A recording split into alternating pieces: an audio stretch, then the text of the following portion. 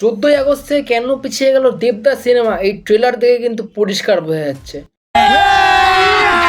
अभी मजा आएगा ना भिड़ो। বস কি লেভেলের ট্রেলার বানিয়েছে, এবং আমি ড্যাম শিওর এইবার 14ই আগস্ট এই মুভিটা ব্লকবাস্টার হতে চলেছে এবং ফাইনালি জিদ্দা কামব্যাক করতে চলেছে বক্স অফিসে।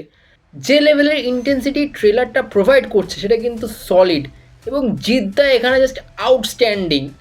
এখানে জিদ্দাকে যেভাবে প্রেজেন্ট করা হয়েছে, যেভাবে অনন্ত সিংহের ক্যারেক্টারটাকে জিদ্দা ক্যারি করছে, জাস্ট সেরা। এখানে যেভাবে ট্রেলার স্টার্ট হয়, যেভাবে জিদ্দা সোয়াগের সাথে এন্ট্রি করে, সেখান থেকে পুরো ট্রেলারটা জুড়ে শুধু জিদ্দা আর জিদ্দা। এখানে বাকি ক্যারেক্টারগুলোকে খুব একটা স্পেস দেওয়া হয়নি। টোটাল চৌধুরীকে প্রথম দিকে দেখানো হয়েছে, বাট পুরো ট্রেলারের starting to the end point যে শুধু জিদ্দা আর জিদ্দা। এবং সাউথে যেমন করে বিজয় থালাপতিকে সেলিব্রেট করা হয়, এই সিনেমাটা কিন্তু বাংলায় জিতকে সেইভাবে সেলিব্রেট করবে বলে এমনই মনে করা হচ্ছে।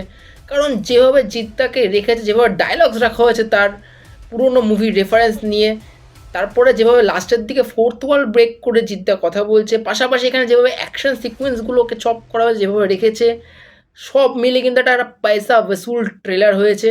ট্রেলারে ইমোশন সিকোয়েন্সগুলোকে যেভাবে স্পেস দেওয়া হয়েছে সব ভালো।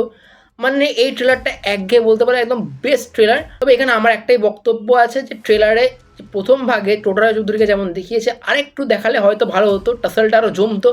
বাট এটা বলতে গেলে কিন্তু পুরোটাই জিদ্দাকে হোমাজ দিয়ে সুপারস্টার জিত এই ট্যাগটাকে জাস্টিফাই করার মতো একটা ট্রেলার। আমি কিন্তু খুব মস্তি পেয়েছি এবং আমি খুবই এক্সাইটেড এই সিনেমাটা হলে গিয়ে দেখার জন্য। তো এই ছিল আমার রিয়াকশন, কেউ বললে বিপ্লবী, কেউ বলে ডাকাত সিনেমাটা নিয়ে। বাকি আপনাদের ট্রেলারটা কেমন লাগলো অবশ্যই কমেন্টে জানান। ভিডিওটা ভালো লাগলে ভিডিওটা লাইক করুন, চ্যানেলটা সাবস্ক্রাইব করুন। দেখা হচ্ছে পরের ভিডিওতে। ট্রেলার বাবা, জয় হিন্দ, লাভ ইউ অল।